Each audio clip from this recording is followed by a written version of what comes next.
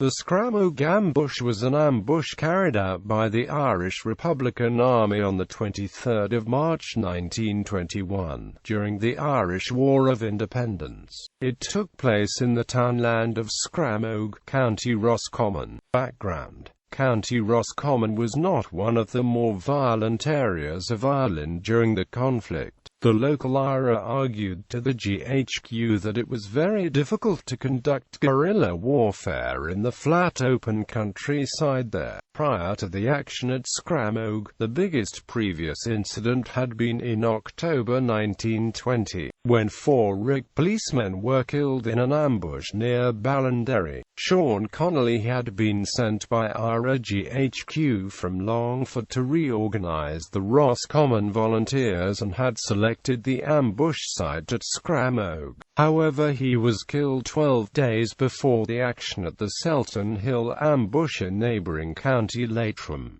Preparing the ambush, both the North and South Roscommon IRA brigades took part, and were commanded by Patrick Madden. There were 39 volunteers in the column, but only 14 took part in the actual attack. The remainder were tasked with blocking roads to keep the IRA's line of retreat open. The IRA party was armed with 13 rifles, 20 shotguns and 2 or 3 Webley revolvers. This was the largest collection of arms that was assembled in Roscommon during the war, and some of them had been borrowed from IRA units Longford. Among the volunteers who took part were Martin Fallon, Cushy Hughes, Frank Simons, Luke Duffy, Peter Casey, Peter Collins and Tom Compton. Several of the IRA men, including Hughes, had served in the Irish Guards in the First World War, but had been persuaded by Pat Madden to join the IRA on the return.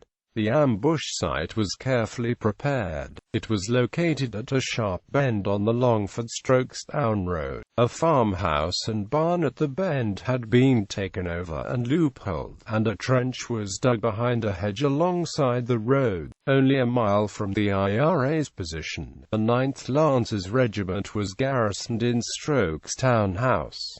The ambush. The IRA waited in the position all day for British forces to come from Strokestown. Just as a troop lorry finally appeared, 2 civilians came up the road in a pony and trap and had to be frantically waved out of the way. The lorry carried a 9-man British Army and Royal Irish Constabulary patrol travelling on the Strokestown-Longford Road. The British inquiry into the incident was to question why the lorry was unescorted, as the practice was not to travel in lone vehicles. The IRA opened fire from very close range, killing the driver and halting the lorry in its tracks. Several of the soldiers and policemen were hit and they scrambled for cover behind a wall along the road. The lorry had a Hotchkiss machine gun bolted onto it, but its gunner got off only one burst before being badly wounded and the gun put out of action. The commander of the patrol, Captain Roger Grenville Peake, was hit in the lorry but tried to run to safety, only to be hit again 400 yards down the road and killed.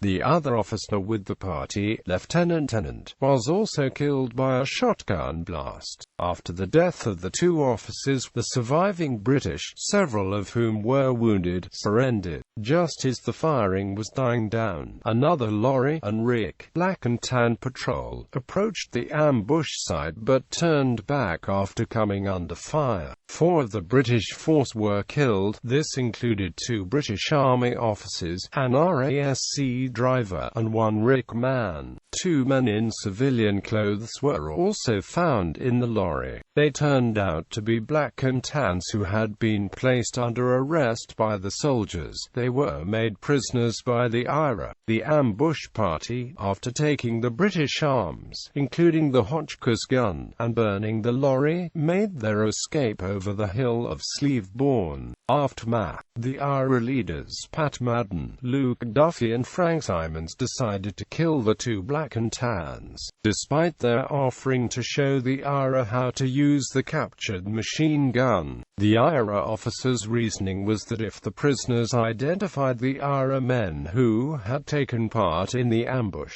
the volunteers would be at risk of being executed if captured.